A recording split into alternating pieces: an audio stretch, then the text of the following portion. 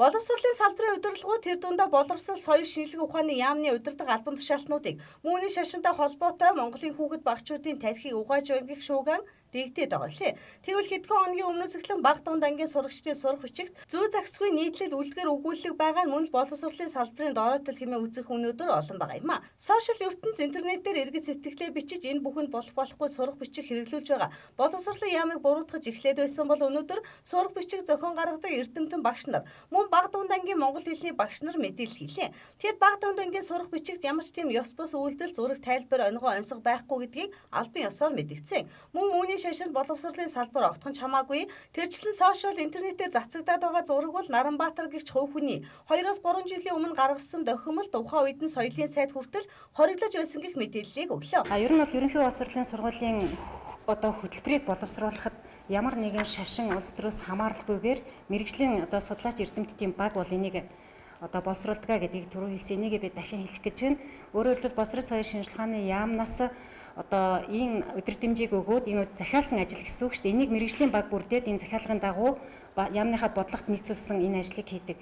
Бид энэ ажиллах хугацаанд нэг удаач тэр мөний шашны юм хийж гин гэж бол ойлгож байгаагүй. Үндсэндээ өөрийнхөө эхлэлний боловсролыг хүүхдүүдэд чанартай үр дүнтэй эзэмшүүлдэг, их хэлээрээ сайхан ярьдаг, тодорхой ярьдаг, ойлгомжтой ярьдаг, сайн бичдэг ийм иргэн төлөвшүүлэхийг зориул хөтөлбөр юм аваад шинжилж ирж байгаа. За энэ сошиал ертөнцид яригдж байгаа энэ асуудлуудыг харахад бас нэг талаасаа нэг зүйлийг хүчээр нөгөөтэй холбох гэсэн ийм байдал бол ажиглагдаж байгаа. Тэгэхээр би бас түрүү нэг удаагийн хэвлэлийн ярилцлаганд өгчээсэн энэ бол Насанбаяр гэдэг хүн бол яг бидний хариуцдаг ажлын хүрээнд тэр 700 үгийг өөрөө өөрчилсөн юм шигээр уран зохиолын хичээлийг хассан юм шигээр за тэгээд Солонгос хүлээн хүнээр монгол хэлний тайлбар тойл бичүүлсэн юм шигээр ийм мэдээллүүд бол яваад байгаа юм. Тэгэхээр энийг бол манай мэрэгжлийн хүмүүс бол бүгд үгүйсгэж байгаа. Эдгээр нь бүгдээрээ цаанаа үндэстэй. За дээрэс нь ерөнхий боловсролын сургуульд янз бүрийн ийм садар самууны агуулгатай ч гэдэг юм уу нэг ийм зураг юугаар яваад байгаа юм л да.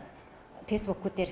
Тэгэхээр энийг ингээд судлаад үзэхээр 2014 онд бас энэ соёлын сайдад бас сэтгүүлч Солонго гэж хүн асуудал тавиад ингээд энэ Наранбаатар гэдэг хүн ийм гарын аврахууд юм уу ийм жижигхэн брошюрууд хэвлүүлсэн юм шиг байна. Тэгээ үүндээ энэ бол агуулгын хувьд үнэхээр хариуцлагагүй томчуудад зориулсан юм а хүүхэд гэж бодоод өнгө будгаар будчихаараа хүүхэд гэж ингээд явждаг. Гэтэл энэ нь бол ингээс яг энэ сошиал тавигдсан юмуудыг харахаар дунд сургуулийн сурах бичигт байгаа юм шигээр яригдаад байгаа. Гэтэл энэ бол дунд сургуулийн сурах бичигт биш хувь хүн өөрөө хэвлүүлсэн ийм гарын авлага. За энэ нь бол тухайн үедээ ажиллаж байсан соёлын сайд бас хоригложсон гэдэг мэдээг өчигдөр би бас хэвлэлээс авч байлаа.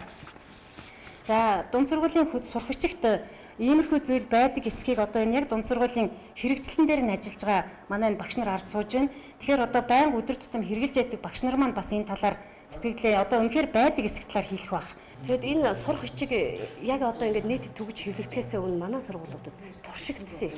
Жижигхэн дөрвөн улирлаараа дөрвөн янзаар нэмгэнээр хэвлэгдээд бид нар туршиж үзсэн. Яг энэ хэвлэл мэдээллээр гараад байгаа шиг тийм агуулга ерөөсөө байхгүй. Яг бидний гар дээр хэрэгжилж байгаа сурагчдад тийм байхгүй. Яг энэ өөрчлөлт энэ 4 жилд хийсэн өөрчлөлт бол ерөөсөө хүн рүү чиглэсэн өөрчлөлт гэж би харж байгаа. Хүүхдийг хүн болгох. Хүн байгалаа харгалах, хүнтэй зөв харьцах, их хэлээрээ зөв ярьж бичдэг болох, үзэл бодлоо чөлөөтэй илэрхийлэх, бүтэн өгүүлбэрээр хүний өмнөөс хариулж чаддаг байх гэсэн энэ маш том хүн рүү чиглэсэн өөрчлөлтийг хийж чадсан. Тэрийг багш бид нар бол маш сайн болгохын төлөө, хүүхдээ хүргэхийн төлөө мэрийж өдөр шөнөгүй бид нар цаг наргуул ажиллаж байна. Багш нарын хувьд бол ачаал эрс нэмэгдсэн. Маш хэд дахин нэмэгдсэн. Гэхдээ бид нар бол ачаал нэмэгдлээ гэж хойшоо суугаагүй цалингаа голж миний цалин бага байна, тийм учраас цалингаа тохируулж ажиллана гэсэн юм ерөөсөө яриаггүй бид нар.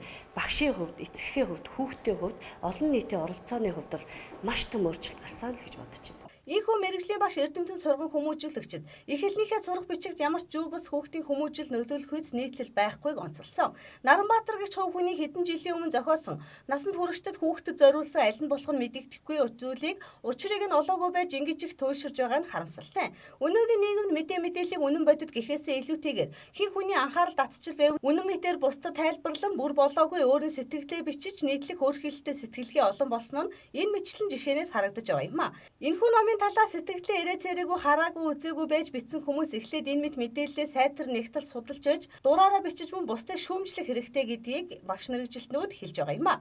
Мөн түнчлэн Наранбаатар гэж хувь хүний зохиолсон 2-3 жилийн өмнө гарсан энэ тохиомлыг хэн гэгчин хаанаас олж ирэн сошиал ертөнцөөр боловсролын яамнаас тэр дундаа одоогийн баг дундаангийн хүүхдүүдийн сурах бичиг мэтээр ойлгогдуулсан анханасаа ойлгомж үзүүл юм а. Өдрийн тойрог уян мэдээллээ.